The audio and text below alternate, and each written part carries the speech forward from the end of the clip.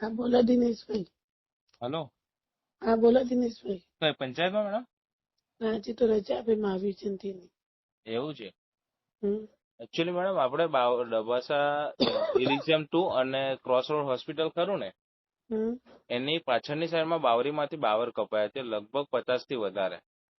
આજે 2 દિવસ થયા, 3 દિવસ થયા, એટલે ચાલુ જ હતું. તો આજે મને જાણ થતા મેં સ્થળ નિરીક્ષણ કર્યું ને, તો ત્યાંથી 50 થી વધારે વૃક્ષો કપાયા છે. હવે એ બાબતે મારે ખાલી એટલું પૂછવું હતું કે આપણે મંજૂરીથી કપાયા છે કે પછી ના, મને પંચાયતની કોઈ મંજૂરી નહીં આપેલી આ રીતની.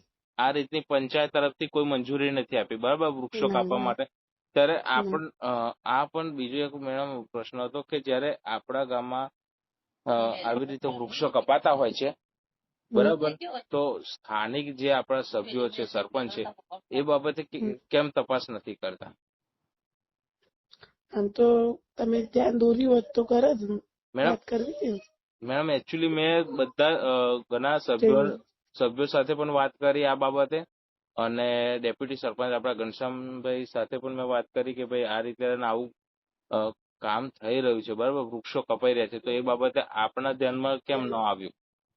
આપણી બાજુમાં જ હોવા છતાં તે કેમ ના આવ્યું? અને મિનિમમ મેડમ 50 થી વધારે વૃક્ષો જયારે કપાતા હોય તો એક આપણા ગામ માટે એક નુકસાનકારક કહેવાય, કારણ કે જયારે આજે વૃક્ષો વાવવા માટે આપણે ઘણી મહેનત કરતા હોય. મારા ધ્યાન જ નહીં આવ્યું ભાઈ, મને તો કોઈ વાત જ નહીં કરી. બરાબર, આ એનો મતલબ રીતનું ધ્યાન દોર્યું જ નહીં પંચાયતમાં કોઈ. બરાબર છે. એનો મતલબ એ કે મેડમ અત્યારે હાલ આપણે કોઈ પંચાયત તરફથી પરમિશન વૃક્ષો કાપવા માટે આપવામાં ના નથી ના, આવી, બરાબર? કોઈ જ તો પરમિશન નથી. કોઈ વાંધો નહીં મેડમ, કાં તો તમે કાલે આવવાના છો?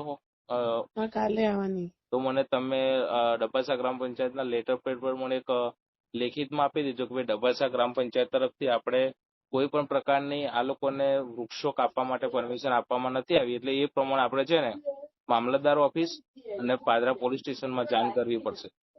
હા વાંધો નહીં, તમે મને આવજો ને. બરાબર છે.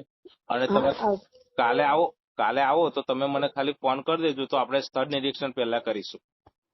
વાંધો નહીં પાક્કું. Okay madam. હા હા.